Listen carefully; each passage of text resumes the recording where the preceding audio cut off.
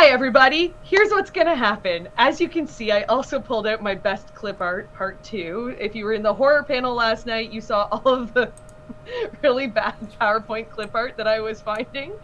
And there's gonna be a lot of swearing, because it's it's almost 11 o'clock. It is 10:59, I'm allowed to say fuck as much as I want at this point in the day. So we're going with that. Yeah, I don't know. I'm allowed to say fuck. I don't know. I use it like a punctuation mark. I don't know if you're actually allowed to say fuck. You're allowed to say fuck in your panels after 11 o'clock. Yes! Late night panels. Yeah. Suckers. Only after I think our after dark cutoff of in-person kanji was 9 or 10, I think. It was. We're like, if your kids are running around the convention at 9 or 10, well, if they hear fuck, that's a them problem. Because we were also doing like all the fan fiction panels. Yes. And yeah. Yes, and it is half my dialogue. I use fuck like a punctuation mark, so y'all are Sammy. Okay, so what I have here is a PowerPoint presentation. There is a weird amount of like mental health discussion in this as well. Well, not really mental health, but like people observation, social discussion, light academia. I don't know. Y'all are just gonna have to stick with me on this, okay? Yeah, clip art pro. Okay, so here we go. Let's see if this works. It works! Huzzah! So what we have here is the Venn diagram of villains, heroes, and people with commitment issues, aka the morally gray spectrum. Okay? So here's what we do. If you have a villain and a hero, the crossover is an anti-hero. If you have a villain and somebody with commitment issues, you have morally gray. If you got a hero and commitment issues, you got a self-righteous twat. And I am sorry in advance if anybody's going to be upset about that, because that is that's going to be an ongoing theme in this. And then in the very, very center, you can't see it, but it says asshole that everyone loves for no good reason. Yes, and that is the very heart of our Venn diagram. Okay, so this is what we're working with here. So what I'm going to do is I'm going to run through these descriptions, and please do feel free to chime in the chat with how you feel. I am going to read them out because I realize the size of the font is not useful to the size of the screen. So here's what we have. Villain. I know it's so tiny. It's because there's so much information. This might help a little bit. So what we have, the villain does shit that is actually bad, like murder, but not for the right reasons. And we can talk about murder for the right reasons as we go along. Seen as adverse to the dominant or social good or the status quo. May or may not have a code of ethics. That's really up in the air. Somebody who has commitment issues, does whatever they think is best, regardless of the good or bad, tends to flip-flop based on the payday or their current partner, changes their code of honor or whatever more often than their underwear. And then a hero is someone who does things that are seen as socially acceptable or beneficial for whatever reason and is recommended or is commended, for their actions at some point. Generally, they have a moral or ethical stick up their ass as well. Morally gray, probably going to give you the finger if you rescue them, good with animals, may or may not swerve to hit an old person. Very specific. Anti-hero, a scoundrel with a heart of gold, blah, blah, blah. Makes good romance fodder, probably has a really cool scar, seen to have some redeeming qualities. And then the self-righteous twat. They think they know better than everyone. They are pathologically committed to weird ideals, and they probably make children cry. Those are all very important parts of this. Here is the second level of the nerd that I am, and had to create social profiles for the main three. So what makes a villain or someone villainous? Not only are they in trouble with the law, but things like widespread death and destruction don't really factor into their concerns. Their motivations are not human-centered, not like society-centered. They are fairly self-centered and self-serving. Doesn't really have anything to do with ego or human context, and literally shit like money, power, because I want to, because fuck you, that's why, and because it's Tuesday. Those are all pretty good reasons to be a villain. Commitment issues. Why isn't this person actually a villain or a hero? Usually they're in trouble with the law, but their motivations are more socially palatable. can be convinced to do good or bad depending on how they feel about it. Very subjective, requires some understanding of their larger context, because often when you have these morally gray anti-hero type characters, their motivations come from, honestly, a lot of social determinants of health. If we're going to talk about mental health, we're talking about the fact that a lot of them come from poverty, or they have a disability that's been ignored. If anybody's ever read The Villain Wrangler, that is an excellent Tumblr post on like where the villains fit into that spectrum. Sometimes they've got a sick family member. It goes on, but usually there's a more humanizing aspect to that person who is morally gray or an anti-hero. And then a hero. What makes someone good? Why do they get to be a hero? Socially acceptable, celebrated for whatever reason, probably likes to talk about peace and happiness, etc. Doesn't think violence is the answer or some other self-righteous bumper sticker saying. And that says they do it for the good of all, but they're also pretty judgy about people doing something they wouldn't do themselves. So, yeah, that's what's going on here. Also, shout out in the chat as long as everything's still going good. I'm always worried that I'm going to lose internet connection because I currently live out in the middle of nowhere. So just let me know. I don't know. Oh, we good. Okay, great. Thank you. Okay, so this is my favorite part. This is where the animations come in. Y'all are ready about this? Okay, so just so you know, we're starting with the shitty heroes because personally, I am obviously speaking from an objective position. I am clearly not biased about any of these. Just so you know, this was done with a lot of research. I had to write like an ethics review. It was a big deal. So here we're going. King of the Woodland Elves, Thanandrael, he's a righteous fucking knob. And yet somehow he is still a hero, even though he sucks. Reed Richards.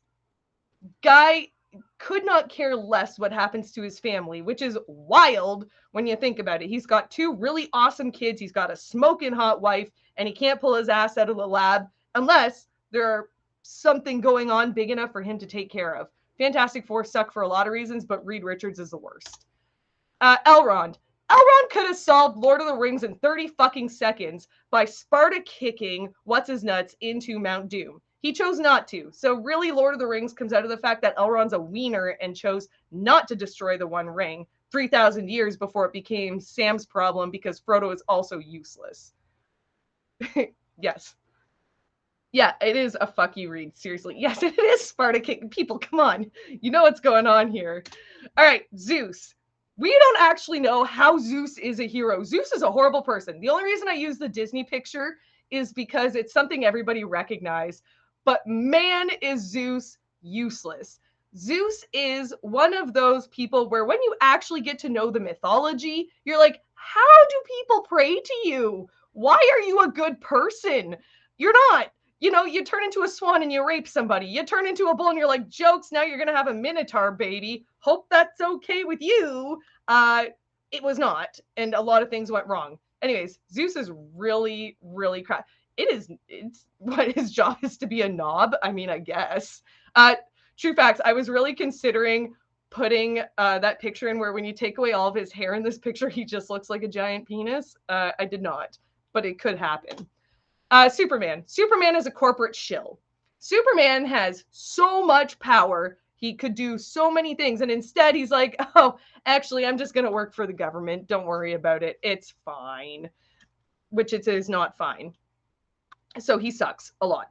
And he can hear things around the world. And he can spend time and do all kinds of fancy shit, depending what story arc you're reading. And he still sucks. And he still doesn't solve anything. And you're like, okay, that's fine. Batman. Batman has enough money. He could give every single person in Gotham a 401k. And instead, he adopts a bunch of little murder children, which is super great for his image. But he's still sitting on piles of cash. Dude is just, like, it's great. I'm glad he gets to play dress up. I'm glad he's living his best Elon Musk life. But, like, he could do some serious good. Yeah, eat the bat is good. He could do some serious good. And instead, he's choosing to run around with this fancy fucking armor and putting people into really bad mental health care situations. I bet you most of the people in Gotham would not need to be there if, I don't know, Batman invested in social housing and poverty programs and free education instead of just the Martha Wayne Foundation, which can we just say is really shallow. He could be doing a lot more with that. So we're just going to leave that one. Yeah. And so I'm just saying those two really suck. Cyclops. Scott fucking Summers is such a wiener. I'm sorry. He's just, I know he's a hero and I know he does good and I know he's been written by a lot of people, but Jesus Christ, get the stick out of your ass. Like, you don't have to be Mr. Doom and Gloom all the time. He is just so asinine. I can't handle him. I don't think you can even write him well. Qui-Gon Jinn. When you have your own AO3 tag that is Qui-Gon Jinn's A+ parenting, you done fucked up. That means you real fucked up. Because nobody actually likes you. The redemption arcs for Qui-Gon Jinn are few and far between because he just sucks. Yeah. Imperius. If you played Diablo 3 or Diablo 4, Imperius as an angel, just, I don't know how he's an angel. I don't know why people even think he's an okay guy. Imperius is a piece of shit. Yeah. So I'm not really sure, again, how he's a hero in those games, because I have a lot more empathy for the bad guys than I ever do for the good guys in Diablo. But yeah. Anyways, he's just, I mean, the art is gorgeous, but he's still a douche canoe. He's like, no, this is my justice rage boner, and if you don't agree with me, then you're all horrible people. It's not really how things work, but it's nice that he tried. Yoda. Yoda is a flaming piece of shit. For a 900-year-old goblin, you would think you'd have a little more insight with the Clone Wars and with the way the Jedi Order was stagnating and with the way that things were going. And instead, he chose to double down on being a massive douche hammer and, went to hide in a swamp because he couldn't face up to the fact that he just fucking sucked at his job. He probably should have retired, like, I don't know, at bare minimum, I'm guessing 300 years ago. And instead he was like holding on to it with his crabby little hands and being like, I know what's best for the Jedi Order. And he's probably like eating swamp stew and frogs and shit. I don't know. Anyways, he just sucks. I have avoided putting any amount of Harry Potter in here because I will not give J.K. Rowling any more airtime than this. However, Yoda is on the same level as Dumbledore and fuck both of them. Right. Miguel O'Hara. Has anybody here seen whatever the most recent Spider-Verse movie is? It doesn't matter. He's voiced by Oscar Isaacs, which is honestly just a plus.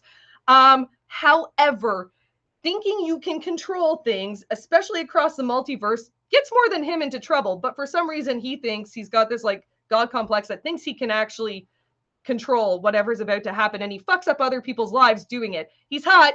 He's moody. And somehow he's still a hero, but he's a fuck up of a hero. Yeah, Captain Hammer. So, really, Captain Hammer is the villain. We all know this. However, he's coded as the good guy. He's the hero, right? He's got the fan club. But in reality, we all know by the end of it, Dr. Horrible deserved better. Now, Joss Whedon's a fraught topic, but just in general, what you gonna do? Nathan Fillion's in fucking everything, and I had to pick one character, so I'm going with Captain Hammer because that's the least worst of all of the Joss Whedon verse. We can talk about that in another panel. Who just came up here? Oh, Satine Kryze! Or Kryze or Kryze, whatever the fuck her name is. Bo-Katan's sister that Obi-Wan Kenobi definitely fucked, and they had Corky Kryze, whatever her name is. Doesn't matter. They had a kid that like nobody will admit to.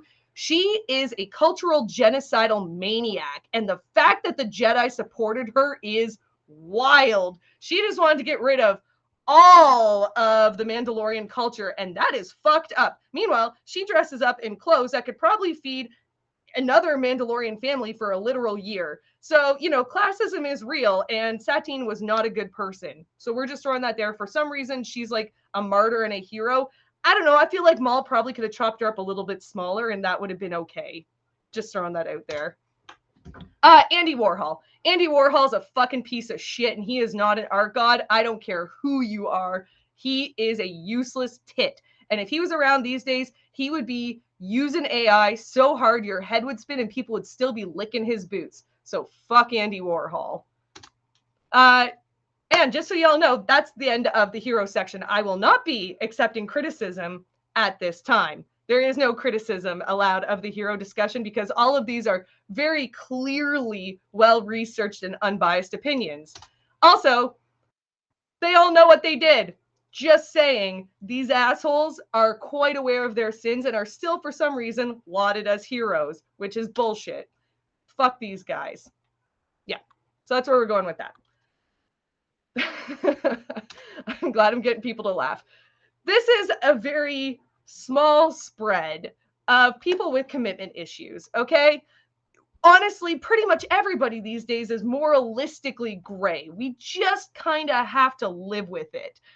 And that's fine. That's fine. I mean, God knows if I had to choose between the Jedi and the Sith, I would end up being a Sith because I might look happy and bubbly, but boy, am I fucking angry all the time. So commitment issues, I understand. That's fine. You may be wondering about some of these people. So first off, we're going to talk about Hannibal Chow.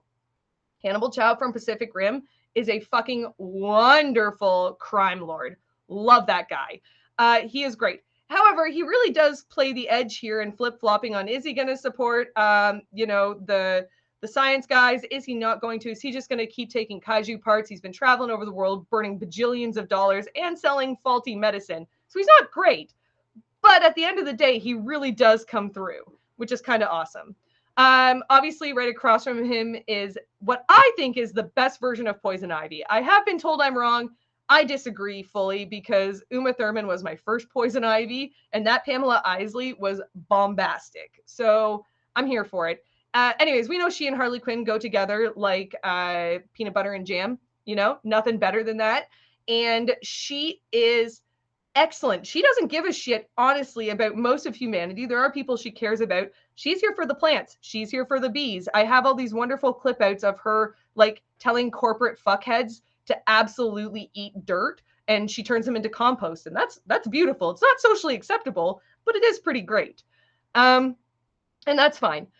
Han Solo, hit and miss. I mean, really, at the end of it, he's a big puffy marshmallow, and that's fine. However, I will say, in the new Star Wars movies, he really pulled out the dickhead dad card. So I think he kind of fits into commitment issues because he can't seem to make up his mind about whether or not he actually wants to be a good guy. So we're just gonna leave him there. I think I think he didn't want to actually commit to being a dad, which is sad because that puts him at the same level as Darth Vader, who only came back to the light because his son guilt tripped him. So like, there's a lot of commitment issues going on there. And this is very specific too. There are specific differences between different versions of characters. So Darth Vader is on this list, but you will notice that Anakin Skywalker is not. And that is a whole different conversation. Godzilla. Now, I have been told Godzilla is actually a force of nature, which is fair. Also, yes, the animated Poison Ivy and Harley Quinn series is awesome. That is 100% true. Anyway, so Godzilla being a force of nature is true. However, there are times where he eats the humans, there are times where he steps on the humans, and then there are times when he gets his ass kicked protecting Tokyo. So I think he kind of knows what side his bread is buttered on. He knows a good franchise when he sees it and decides his moment to be a hero again. So that's fine. We'll give him that. But I'm just saying he's not as neutral as people like to pretend. I think he's got a little bit of commitment issues between eat the humans and keep the humans as pets. We're not really sure which way he's going to go. And that's fine. Loki, obviously, I don't even think I need to talk about Loki at this point. I mean, Loki has been moralistically gray for longer than we've all ever even conceived of humanity, just in the mythology and in all of the media that Loki is in. It's not like Loki ever pretends to be other than moralistically gray. So I think that one's kind of a moot point, but I figured I should put Tom Hiddleston in there because Tom Hiddleston is pretty. Below that, Sylvanas Windrunner. If you play World of Warcraft, Sylvanas has like a bajillion up and down arcs. And I love her, and I don't disagree with some of her points, but I do disagree with a lot of her other points. And, there's that whole thing with the Lich King, and was she mind controlled? Was she not mind controlled? Should she have been the leader of the Horde? Was she actually doing good things? All of that is pretty much a no. But she's kind of coming back to the light. She's making some efforts, so we'll give that to her. Below her, Deadpool. I think Deadpool is more or less mostly good these days in the movies, but in the comic books, he still tosses that up a bunch. So I think, depending what media you're bringing in from Deadpool, he's not actually a good guy. You watch him stab a lot of people in a comic book and you're like, oh, so you don't actually care. It's just we had to make this palatable in the movies for Ryan Reynolds to portray, which is fine. Harley Quinn, again, goes without saying. Harley Quinn does what Harley Quinn thinks is best. I love, there was another Tumblr thing that was really great about Harley Quinn and Poison Ivy taking over Gotham radio station and handing out like good mental health advice, which was stellar because I could see them doing that, but they also probably robbed several banks on the way. So, again, there's that tension between good and bad, societally acceptable, definitely helpful, but maybe not in the best way. Which brings us to Beetlejuice. So Beetlejuice is a personal favorite of mine. He is a fucking gremlin. There are very few redeeming features about Beetlejuice, except that at the end of the day, the afterlife, the afterlife just always kind of wins. Beetlejuice ends up back in the afterlife, and that's fine. But there are those moments where you're like, what would happen if he didn't? And the answer is raging chaos and fire and brimstone. But it's a nice idea. And, in the movie, it's quite brilliant how he handles the power and he handles the Deetzes and there's all these wonderful things. But he still ends up back in the waiting room. So we're okay with that. Lady Eboshi. The only thing that talks to Lady Eboshi at the end of the day is money. So that puts her seriously in the commitment issues because that could be good money. It could be bad money. She doesn't really care. She's in it to make guns and a profit. Even after she nearly gets destroyed, by the old gods, she's still like, well, I don't know. We could probably turn a profit on this, right? Yeah. Okay, cool. So that's fine. Now, specifically, we're going to talk about different versions of the Joker here. So the 90s Joker, the animated Joker, the Joker that a lot of us, I'm not going to say all of us, but a lot of us grew up with. He did have commitment issues. There were times where he actually wasn't the worst. And there were times when he did maybe not great things, but okay things. There were times when he supported some of the other moralistically great characters and kind of did something where Batman was like, you don't really deserve to go back to jail for that. And we appreciate that. That is good. That is some serious, excellent contextual characterization. And that's awesome. Now, Magneto, on the other hand, has a lot of commitment issues because his boyfriend, I think we missed Charles Xavier. Point of interest, on the other on the Heroes panel, Charles Xavier is also under the people that really fucking suck. And I don't know why that moved. Oh, maybe I moved him. I might have put him on a different slide. We'll figure this out. Anyways, the end result is Magneto has commitment issues because his boyfriend is a piece of shit. And that's fine. But it does mean that it makes it hard for him to really walk the walk and talk the talk. Yes, Joker is not a fucking billionaire. You are very correct, Sammy. But he could be if he chose to be. But he also is his own worst enemy, which I do love about the 90s Joker, is that he screws himself over just as often as he gets caught by Batman, which I think is a fascinating arc in his characterization. So Magneto is a problem. Boba Fett, commitment issues. Now, to be fair, he did watch his dad get beheaded and all of his billions of clone brothers die and then get brainwashed. And, he had some issues with Mace Windu. So I think it's fair to say that it's okay that Boba Fett has commitment issues. I mean, he's really pulling through in the TV show. I can't decide who I want to move to Tatooine and support him more, but I'm pretty happy with the Cobb Vanth, Fennec, and Boba Fett thing that's going on. So that's A++. I'm here for the crime lords. They're great. Now listen, I know this meme of Moon Knight is not accurate to the comic. I know it's been photoshopped, but fuck, it is such a good line. Calling Dracula a nerd to his face is just chef's kiss. Now, to be fair, I'm totally forgetting dude's name, but real life Moon Knight, the human part of Moon Knight, is unfortunately mostly just a stooge who gets stuck with Moon Knight, which is fine, but Moon Knight's a fucking psycho. And so that nice little tension causes a lot of commitment issues about whether or not something is morally acceptable. And yeah. I think he might be on the self-righteous douche slide, Terry, you're right. Anyways, and then there's Megamind. Now, Megamind, again, kind of falls under the Han Solo thing, where really at the end of the day, he's kind of a big marshmallow, but he still has a lot of troubles guessing what is right and wrong, because he was raised in a prison and was also raised to be a villain. So we're going to give him some support. We're going to give him some love, but he does often make the wrong choice, which is why he has Minion in the glass jar, who's actually the voice of reason in that group, which is also fine. Kinky Blue Man. Yes, I see where this is going. Okay, also, because I'm talking a lot, I have to make sure I stay hydrated. This is sadly not a Schmendrick. It is what is it? A Founder's Original Tequila Paloma. And it is great. All right, carrying on. Also, are we, yeah, water break. Water.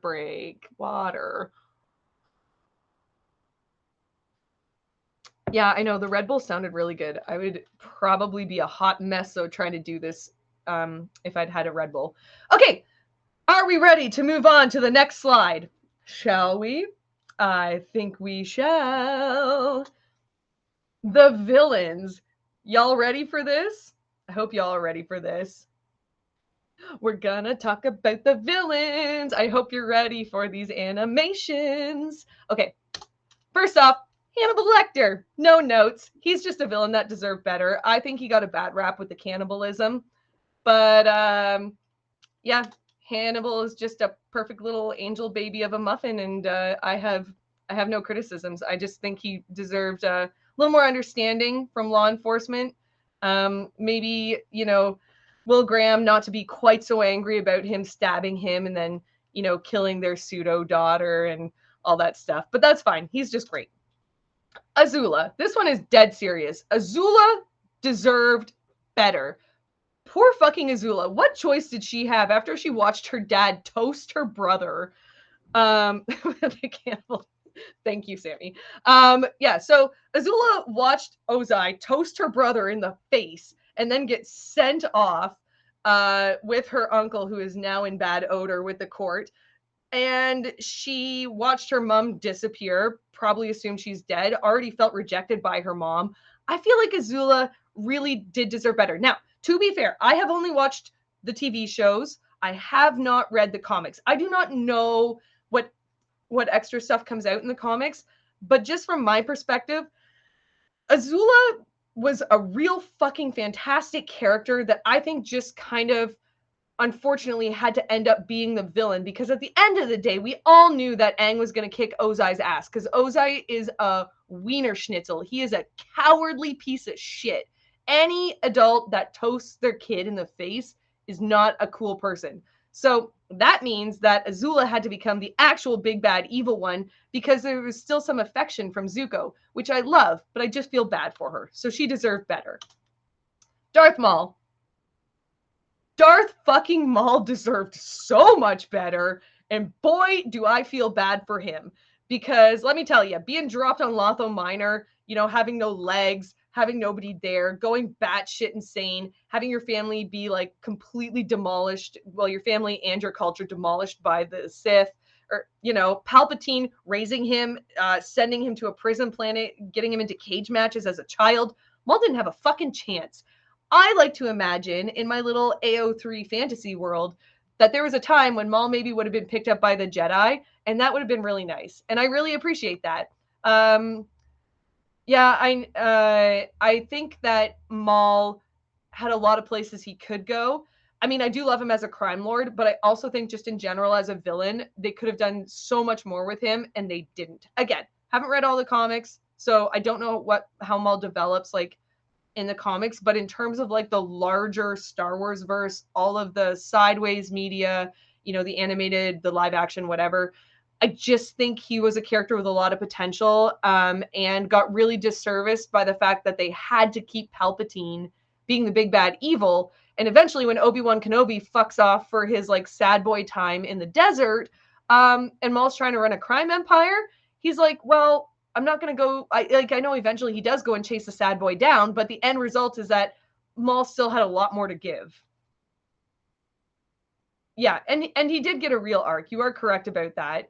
And they did not leave him in a tunnel at the bottom of Lotho Minor, which is also great. However, I can't imagine that was very good for his grip on reality. Lilith. So Diablo 4. I have a deep love of Lilith. She is, first off, fucking great. And secondly, she was, treated very badly by her dad, the Lord of Hatred, Mephisto. So that sucks. Thirdly, oh, wait, am I going to give out spoilers? I don't want to give out spoilers if somebody's like really jonesing for this game and doesn't know. It just came out. Diablo 4 is new. Oh, everybody's saying do it. All right, fine, fuck you. So, once upon a time, she and Inarius, who is not Imperius the Angel, because Imperius the Angel wouldn't even deign to fuck, I don't think. If it's not his right hand, he's not doing it. So, Lilith fucked a different angel, Inarius, who fell, and they had a kid. And so then Inarius is a real douche canoe and stabs their kid, which sucks. And then she understandably is pretty fucking upset about that. Also, interestingly enough, she's tied in with like the esoteric sort of like prehistory. If you're Christian or Catholic or adjacent or whatever, then you know about like Lilith being the mother of demons, yada yada. They tie that in a little bit, and they make her and Inarius somehow also sort of the parents of Sanctuary, the world, and the parents of humanity. And so what she does to get her revenge is she's going to go and fuck up Mephisto in hell. Fair. She's going to kill Inarius, who killed their kid. Fair. And she keeps going around and telling the humans, I'm going to set you free. Y'all dumb fucks got free will, but you're all living these tiny little scared lives praying to these angels. What if you just lived your best lives, possibly cannibalism, possibly killing each other, possibly, I don't know, probably hanging each other's entrails off of your houses like garlands? Whatever, that's fine. I'm just saying, live your best life. And I think that's a beautiful sentiment. I think we should all be given that opportunity to really embrace our true vicious nature of humanity. It's just a really nice thing. I think it's great. Anyway, she deserved better because her dad really fucking sucks and her kid got like literally stabbed all the way through by her ex. It's not a great situation. Kingpin. Now, Kingpin is continuing in the Marvelverse, and that is great. But, he has a wealth of interesting storylines with or without Daredevil. Again, I'm sorry, guys. I realize I should have thought about this sooner. I realize I have a real thing for crime bosses, which probably says something about me. But Kingpin in general is just a fantastic character. I fell in love with Vincent D'Onofrio far earlier in my life, but having him be Willem Fisk, I think he added so much depth and personalization. Oh, I know. And Vanessa, their romance is just steamy. But I think he just added so much interesting content to how he embodied Willem Fisk that I just think, you could have run an entire series that was just him running his crime. Yeah, I love Giant Wallman. True. He is Giant Wallman in all the comics. Doc Ock. Dr. Octavius. He is just great. He is great. Doc Ock does not deserve the sort of second string Spider-Man sort of push off that he gets because of the Tobey Maguire movies, because to be honest, he was fucking fantastic. And in the comic books, he and Spider-Man have a much more interesting relationship, but like just in the Marvel cinematic verse, Sammy. No, I think Lady Doc Ock is gonna fuck Aunt May, and I think we all know that from the Into the Spider-Verse. I think we know what's happening with Liv and Aunt May because they call each other by their first names, and let me tell you, that is not handshaky. Just saying. Yeah. So, anyways, Doc Ock in the Marvel cinematic verse, I think deserved better as a villain because the wealth of information and interesting interactions he has in the comic books was sorely disserviced. I mean, he did a great job, but he was given sort of the shit end of the stick in terms of being able to fully embrace his true genius. I did not need that mental image.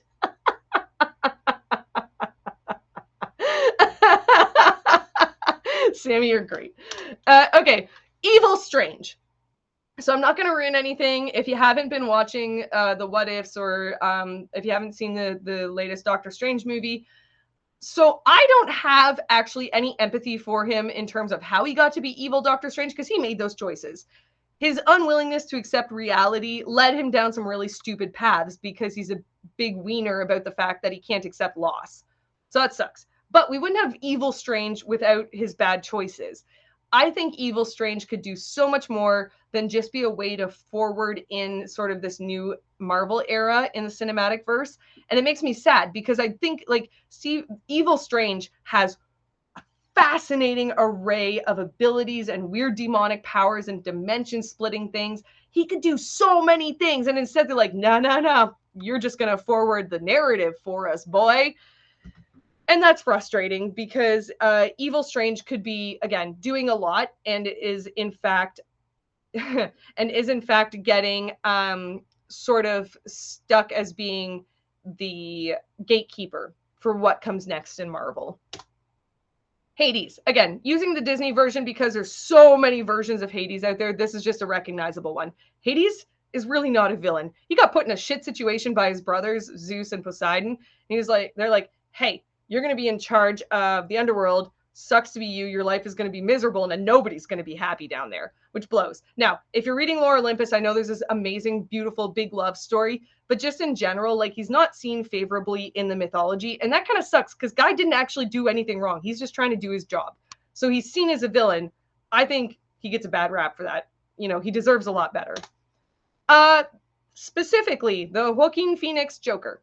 So this movie falls into that awesome category of social critique movies that get horrifyingly taken out of context by generally Caucasian men of a certain demographic that have no identity of their own, and see these people as heroic in their rebellion, instead of understanding that these characters come out of a society that is collapsing, infrastructure that is bullshit, a lack of services. Joaquin Phoenix did not become the Joker because he had a happy, great life. He became the Joker because his mom was, one, really fucked up, but he always had this love for her, always cared for her, didn't actually know where or how he came into her life, believed a lot of things, was severely delusional, had a social worker, and then the social services get cut, didn't have the ability to have his medication, had all these fantasies in his head about how his life was going to go,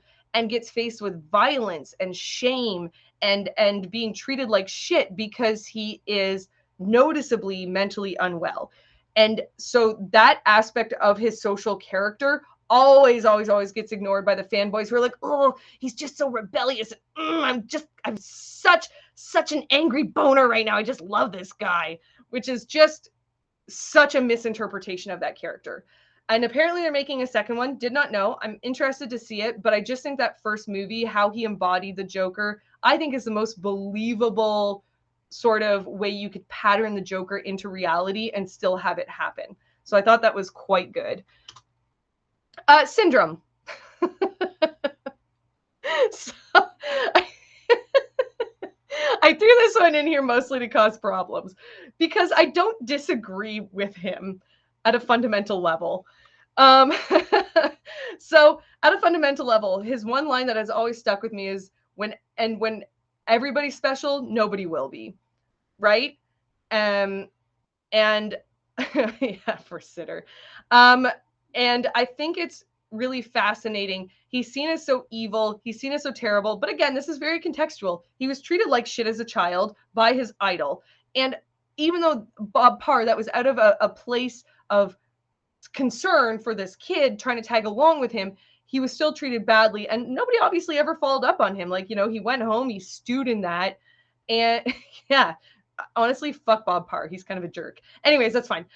So when he was coming up with this big evil plan, did he go about it the right way? Probably not. Did he probably make all of his money either in apartheid emerald mines or by cornering the internet market on home deliveries? Quite possibly. We're going to put that up there. So he's still definitely a villain. But I think he deserved better, because the tenet, the central reason that he became a villain was not disbelievable.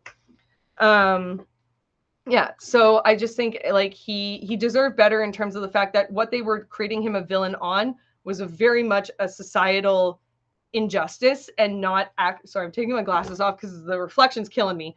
It's a societal injustice and not actually because I think he was truly an evil person ever at any point in his life.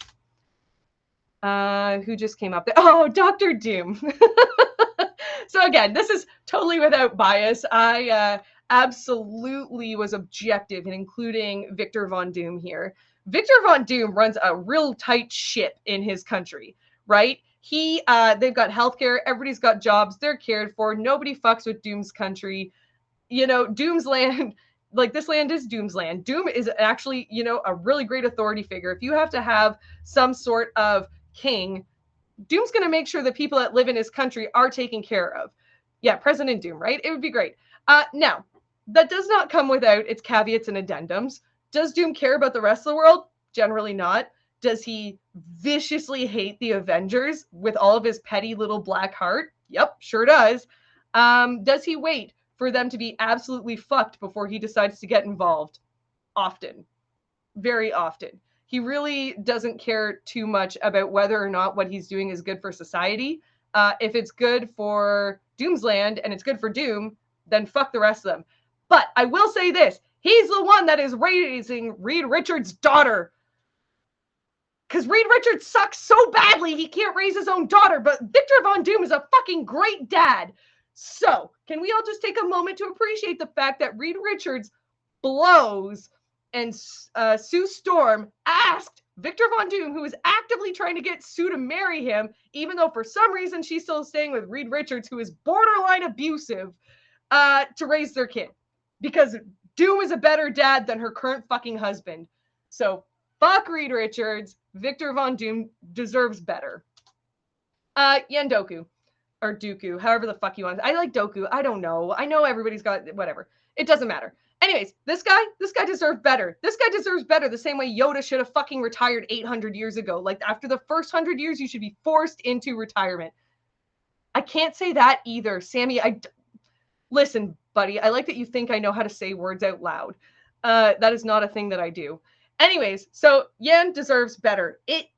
I would also become a Sith if I had this little fucking green gremlin telling me that there's no corruption in the heart of the Senate.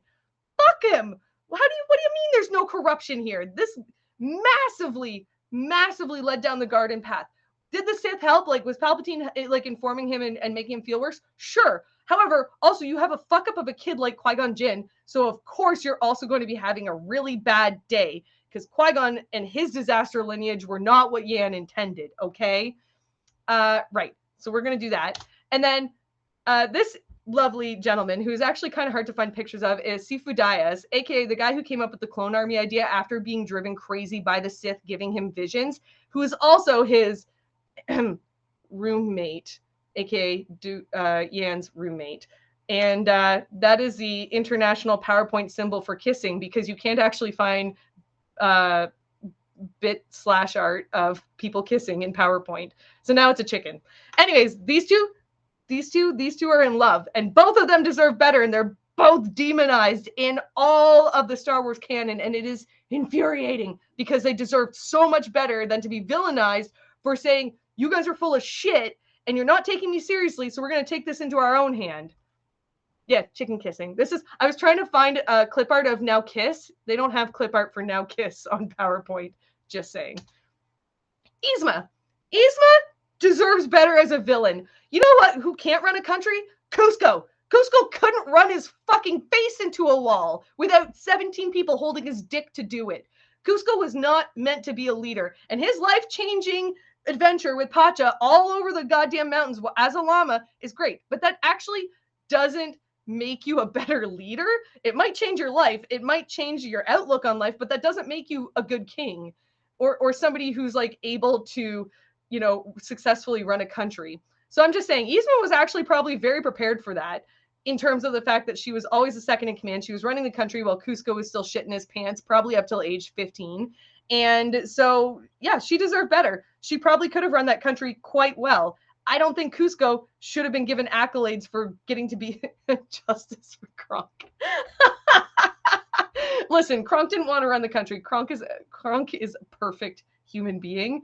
But he's not somebody who probably wanted to be involved in government, I would assume. Now, on the other hand, if he wanted to run a bakery, I'm here for it. If he just wanted to run the Junior Woodchucks, I'm here for it. I'm just saying Kronk probably didn't want to be involved in government at the level Yzma was doing. You're talking it out. Statues. Also, if anybody who's watching this is in the Llama posting group, shame, shame, shame. None of you are free of sin. And someday I hope Josh Hockle sees this because I want to be internet famous for that bitch. Okay, Smaug. So Smaug deserved better. You know why? Because Smaug only did what every dragon does, which is he went to a mountain full of gold, said, fuck you guys, I'm collecting the gold. Also, I have so much more, and I realize I've been talking for far too fucking long, so this is going to get a lot faster. People, turn your ears up. Smaug deserved better. The Megalodon from Jurassic World deserved better. He didn't deserve to be kept in SeaWorld. That was not fair to the Megalodon. Just saying. Who did I just throw up there? Oh, Dr. Horrible. Dr. Horrible deserved better. We already talked about that. Kylo fucking Ren deserved better. Kylo Ren deserved better. Not just because he got to be Ben at the end and had commitment issues with that. Kylo Ren deserved better. That his reason for joining the dark side was such bullshit. They did such a bad job of bringing him to the dark side and explaining why he was there instead of just daddy issues. Admittedly, Han Solo is a piss poor experience for a father, but that is not a reason to go over and be like, yeah, I'm going to join the dark side. Like, buddy, he just deserves so much better as a villain. He deserved better at the end too. That's a whole other panel about the whole Force Bond thing, but he deserved better. But at the end of the day, the most important character that deserved better is Hannibal, because he's the best. Just saying. Okay. Self-righteous twats. So, self-righteous twats, this is going to be a fucking run through. You can clearly see the people I have on here. We got, this is important, season 1 Zuko, because he hadn't learned enough yet, and I get it, and he was a kid, and that's fine, but he was still a self-righteous twat. The Phantom, from the Phantom of the Opera. Girls do not owe you sex just because you're nice to them. Fuck you. Anakin Skywalker, again, very specific. He didn't think he could do any wrong. He's full of shit. Charles Xavier, you are correct. He was on the self-righteous twat panel because he is. Reed Richards is also here. He's double dipping. And General Hux needs to get the stick out of his ass. His ideas are not the best. In fact, he dies because of his idea. Saruman. God, I love Christopher Lee. Saruman was a real fucking douche canoe. I don't know how he got to be one of the Maiar, but here we are. Old man Luke Skywalker. Old man Luke Skywalker is sitting on his island in a fucking sea of misery being a big bitch because he can't be like his cool sister and go and win the war because he's got to sit there and pout about the fact that shit went sideways instead of finding Palpatine and like beating his necromantic face into the ground. Joffrey, I'll be honest, I didn't even watch Game of Thrones. It was a good recommendation. We all know he's a little twat waffle, but anyways, he's also a product of several fucked up things. Gaius Baltar. Gaius fucking Baltar should have been airlocked in the first 5 minutes, and he was not, and there's no reason why that man has more airspace than the rest of the series. Actual Doctor Strange, not evil Doctor Strange, self-righteous dick. He's just in there. Denethor, self-righteous twat. Cyclops, also self-righteous twat. Dracula from Castlevania, self-righteous twat. Odin, self-righteous twat. Admiral Marcus from Star Trek Into Darkness. Big fucking twat. You know why? Because he thought he knew better. These two morons, these are two of my favorite people in the entire goddamn world, and they cannot figure their shit out for one movie to pick up a fucking phone and call each other and talk about it. And they won't. And you know what would solve this? You know what would solve this fucking problem? If they just fucking kissed. If they just figured it the fuck out by kissing. That's what they needed to do in that whole movie. Yeah, just saying. And then these are the assholes that everyone loves for no good reason. Okay? Listen, I am new to One Piece. I'd never seen One Piece in my entire life until I watched the live action show. Buggy the Clown grew on me like some type of really pretty cancer or like a really fucked up fungus. I don't know what. He's an absolute asshole, but we love him, and I don't really know why. Q is my favorite. I'm not gonna lie. This is me being absolutely biased, but he is My favorite asshole on the planet. Okay, and I put Claptrap in here mostly for Matt, my husband, because he fucking hates Claptrap and he really wishes he could light Claptrap on fire and he can't, which is very sad for him. But Claptrap is apparently an asshole. Bugs Bunny. So we had this fight earlier, Matt and I. Bugs Bunny is an asshole. Now, I brought up Elmer Fudd, which is maybe the wrong place to start because Elmer Fudd is a hunter. Technically, he was poaching, but you don't know. Maybe he was trying to feed his family. Bugs Bunny spends every single minute on screen trolling the absolute shit out of every other person, whether or not they deserved it. Bugs Bunny is an asshole. The reason Venom is an asshole is because he just decides, Eddie Brock has no choice in this. He just decides that if he can't have Peter Parker, he and Eddie Brock are meant to be together forever and be happy little Venom symbiotes together and just be like, and that's a beautiful thing. But he didn't really give Eddie Brock much of a choice in that. So the reason he's an asshole is even though he is now literally inside Eddie Brock's brain and like thinking his thoughts, he doesn't really understand the whole, like, you made this choice for him and he didn't. Yeah, we are garbage. I am garbage. And that's fine. Yeah, Darian from Sailor Moon treats Serena like shit. Say what you will about the rest of that show. I always hated that she liked him because he was such a piece of crap. Javert. So Javert is on here because Javert is a literal asshole, but he's just doing his job. Like you can't even hate the guy. His job is to be an officer, and he's fucking chasing around Jean Valjean and trying to get this guy to justice, and he just gets screwed at every opportunity, and he sticks to his guns.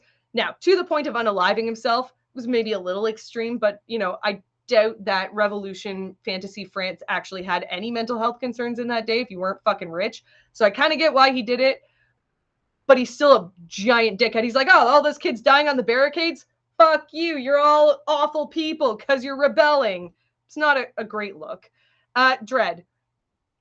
Dredd is very similar to Javert, just like 2,000 years in the future, which is fine.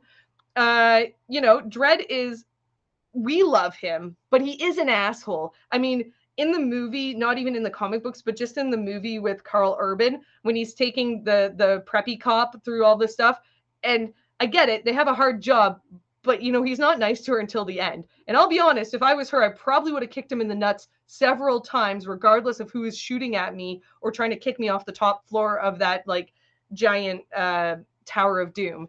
So, yeah, Dredd's an asshole. I do love him. I have got a soft spot for him, but he's an asshole. Specifically, Benedict Cumberbatch Sherlock.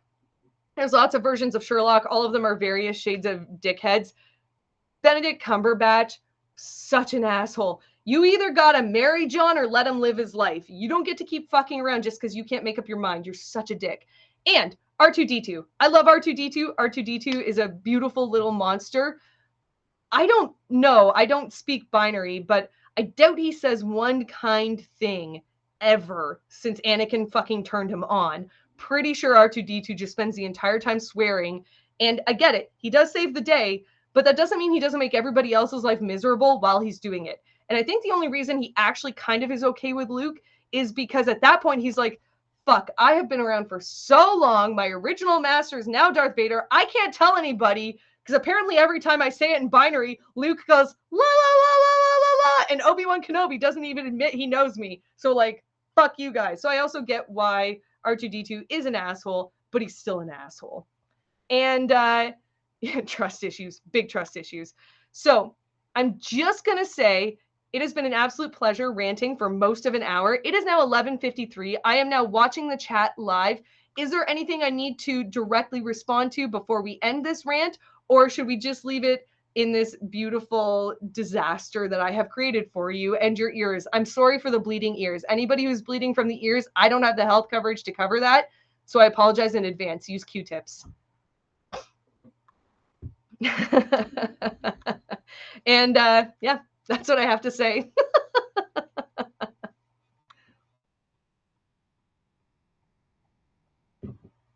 Those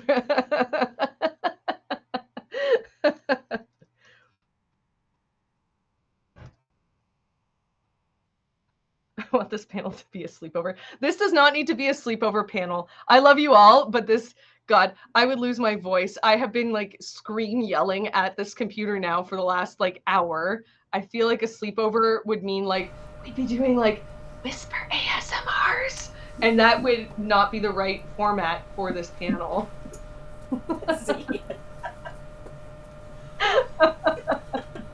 Sleepover panel. But tell us how you really feel. I think GLaDOS, I don't know if she deserved better. She's a creepy fuck. She watches a lot of people. I don't know if she deserved better. She's like got hard voyeur stalker vibes. I don't like that. Yes. How is that fair? Oh my God. Sorry. I'm just catching up on the chat. You guys are killing me. I love you all.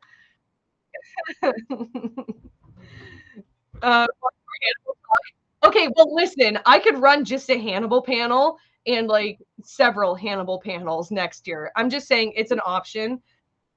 Michael can come to the sleepover. Michael can come to the sleepover. It's going to be a lot of talk about how hungry I am after watching Cannibal cut up somebody's fucking thigh. I'm like, God damn, I could go for a steak. You know what looks good? You know what looks good? A mirepoix made out of somebody's fucking liver. That looks delicious. I know he was probably a shit insurance guy, but that's fine. Like, it's not a healthy way to look at cannibalism. And yet here we are. We're probably all going to end up with prion disease because of Brian Fuller. It's fine. Just saying.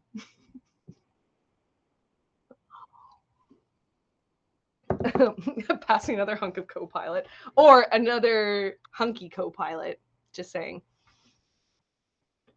Wait, do we hate Dredd? No, we don't hate Dredd. We don't hate Dredd. We don't hate Dredd. He's just an asshole. We don't hate Dredd. We do not hate Dredd. Yeah, yeah. We love him because he's an asshole. Dan obviously missed my Venn diagram of brilliance, which is very sad. But see, if I go back through all of this, I have to go back through everything. Dan. Oh my God. Hold on. Wait.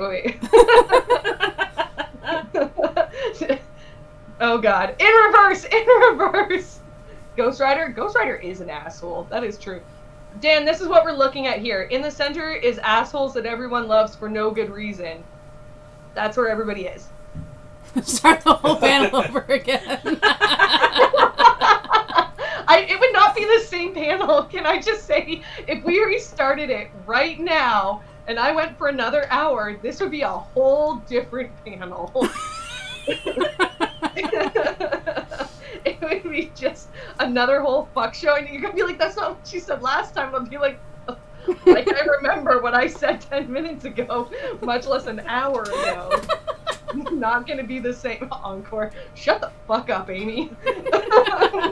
I'm not doing an encore tonight. If you're lucky, I might update or just run this panel again and see if I remember anything I said. Maybe I'll just like wipe the text and try and run the panel blank.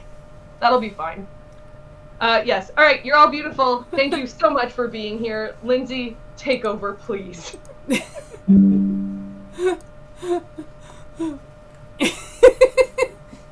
But they want to see your ears do the thing. Oh.